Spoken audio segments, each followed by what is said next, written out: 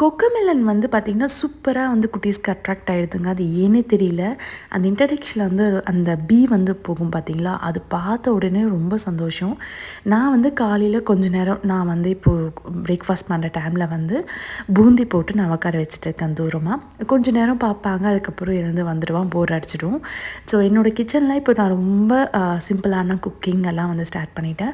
காலையில் பிரேக்ஃபாஸ்ட்டுக்கு வந்து போஹா ஒரு நாளைக்கு எடுத்துப்பேன், ஒரு நாளைக்கு வந்து ஓட்ஸு அந்த மாதிரி வந்து இன்ட்ரடியூஸ் பண்ணியாச்சு. ஏன்னு பார்த்தீங்கன்னா இந்த சம்மருக்கு ரொம்ப நேரம் வந்து நம்ம நின்று சமைக்க முடியாது.